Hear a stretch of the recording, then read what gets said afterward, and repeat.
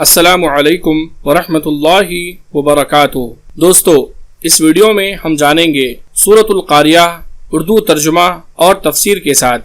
اگر آپ اس چینل پر نئے ہیں تو ہمارے اس چینل کو ضرور سبسکرائب کر لیں تاکہ ہماری مزید ویڈیوز آپ تک پہنچ سکیں، اور اگر آپ کو یہ ویڈیو اچھی لگے تو اسے لائک اور شیئر ضرور کریں۔ چلیے شروع کرتے ہیں۔ اعوذ باللہ من الشیطان الرجیم، بسم اللہ الرحمن الرحیم۔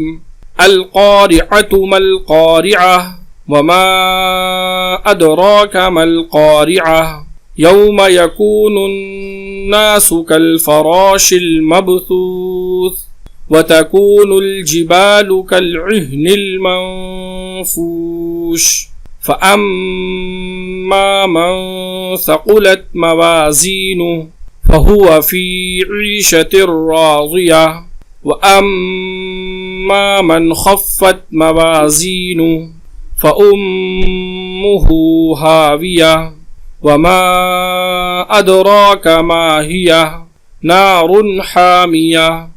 اب ہم جانیں گے اس سورت کا ترجمہ۔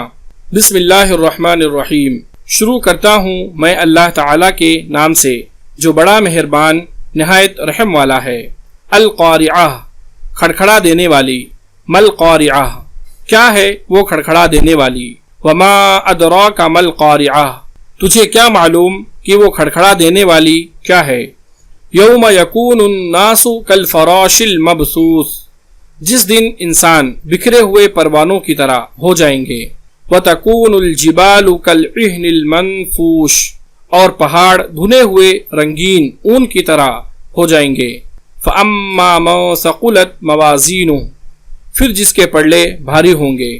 فَهُوَ فِي عِيشَةٍ رَاضِيَةٍ، وہ دل پسند آرام کی زندگی میں ہوگا۔ وَأَمَّا مَنْ خَفَّتْ مَوَازِينُهُ، جن کے پلڑے ہلکے ہوں گے۔ فَأُمُّهُ هَاوِيَةٌ، اس کا ٹھکانہ ہاویہ یعنی جہنم ہے۔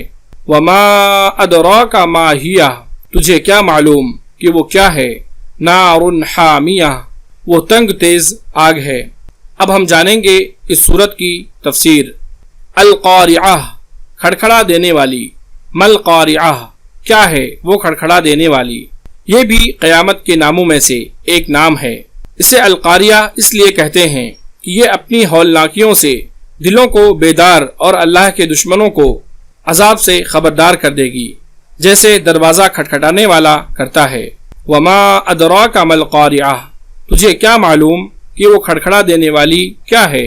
یوم یکون الناس کالفراش المبثوث، جس دن انسان بکھرے ہوئے پروانوں کی طرح ہو جائیں گے۔ فراش مچھر اور شمع کے گرد مڈلانے والے پرندے وغیرہ۔ مبثوث سے مراد منتشر اور بکھرے ہوئے ہیں، یعنی قیامت والے دن انسان بھی پروانوں کی طرح پراگندہ اور بکھرے ہوئے ہوں گے۔ وتکون الجبال کالعہن المنفوش، اور پہاڑ دھنے ہوئے رنگین اون کی طرح ہو جائیں گے۔